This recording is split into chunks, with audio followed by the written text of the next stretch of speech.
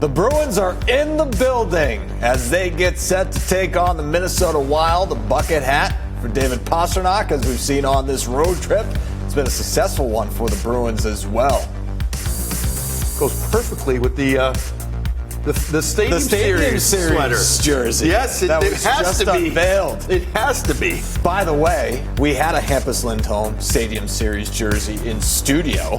I saw. And they go on sale Monday, BostonProShop.com. You can go to the Hub on Causeway. But Barry looked good wearing that jersey. It took a few years off. Yeah, and Razor wore it. Sophia wore it out on the road. Yeah, why didn't you wear it? I don't know.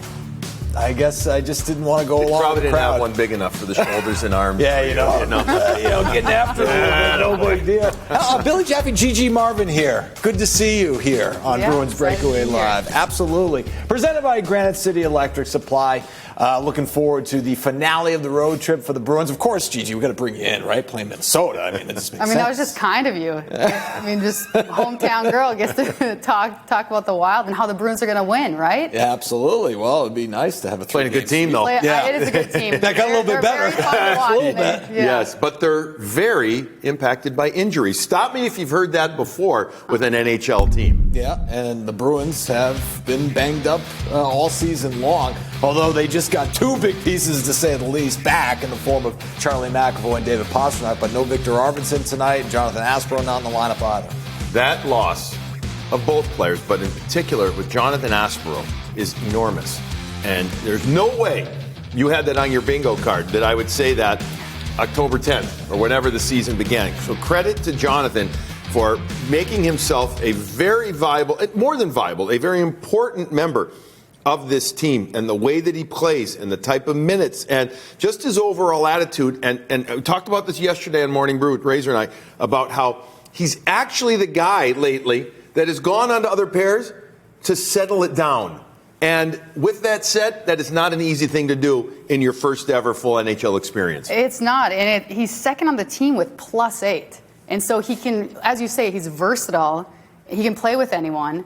And he just seems to thrive in this structure. He is engaging. He's closing quickly in the corners. He's making the first read on the breakout passes. And it's just fun to watch. He's definitely someone that early on in the season, as you mentioned, maybe a question mark, not certain, but now it's pretty calm when you're watching him play. Yeah, Marco Sturm had said recently that this is a guy that they pegged to fit in the Bruins system, and he has done very well doing that, but on the shelf along with Victor Arvidsson as well. But they got David Pastrnak back, which is a big thing. Electric Play is presented by Granite City Electric Supply. Electrical contractors get free overnight delivery almost anywhere in New England with the GCE Night Train.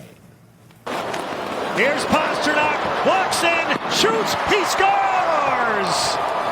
Hasta la vista, baby! David Pastrnak, his second goal tonight, and his fourth point of the evening. Bruins 6, Jets 3.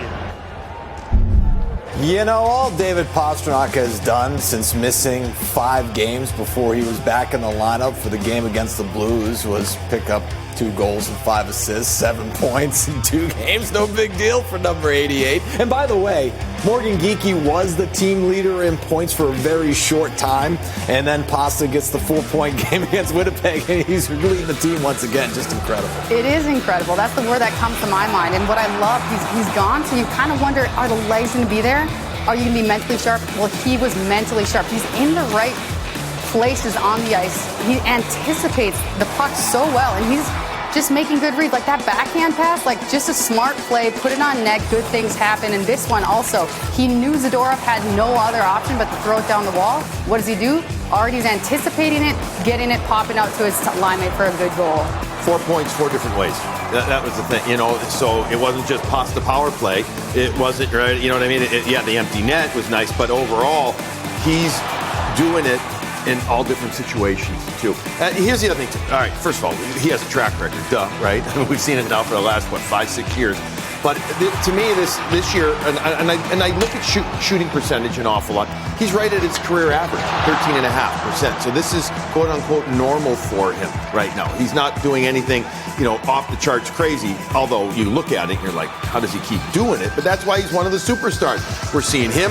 We're seeing Kaprizov today. We're seeing another guy in Hughes. We'll talk about him in a moment. But Pastrnak is right there with one of those superstars that keeps doing it because he has a repeatable game. I'm stealing that word from Razor. It's a repeatable game the way we're seeing him play right now. And we saw him rise the ranks in Bruins history in terms of all-time goal leaders. Now in 5th place, passing the great Rick Middleton, nifty on this list, and picked up his 74th multi-goal game against the Jets as well. He's one behind the great Johnny Busick for 3rd place in Bruins history, and he's going to catch a couple of his teammates when it all is said and done this season, perhaps, and Brad Marchand and Patrice Bergeron not far behind them on the list. All right, the big story going into the game, big story across the league on Friday night. How about this trade between the Canucks and Wild? The Wild getting Quinn Hughes in exchange for a number of young players.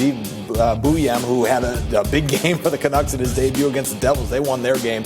Marco Rossi activated off injured reserve for the Canucks now, a young player who's had a 60-point season, and Liam Ogren, who is part of that package as well. Not to mention a 2026 first-round draft pick. But in terms of what the Wild got, Billy, or I'll throw it over to you, Gigi, this is a top-flight defenseman that's going to help a Wild team that's ready to compete now.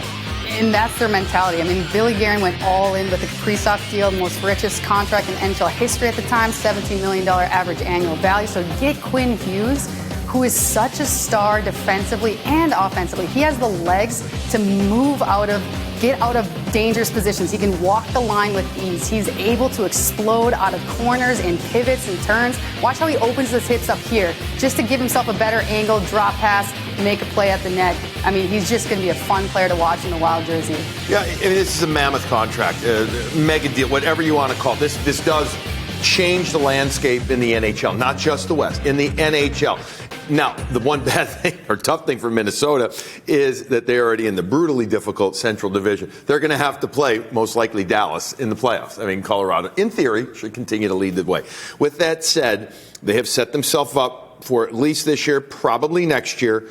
But after that, we don't know because he's not signed. There's no guarantees. Now, I got to imagine Billy Guerin has talked with Pat Brisson, his agent, to say, but according to Pat, he's telling everybody, I'm not giving any guarantee if he's going to sign anywhere. You talk about mammoth contract, he's going to want more than 17. He's gonna. Now, the owner there, he'll pay it if they can figure it out. There's no doubt. They're the only team that can offer 8 years. That's the thing that they have going for him right now until mid-September of next year, coming up next year. Then the CBA changes.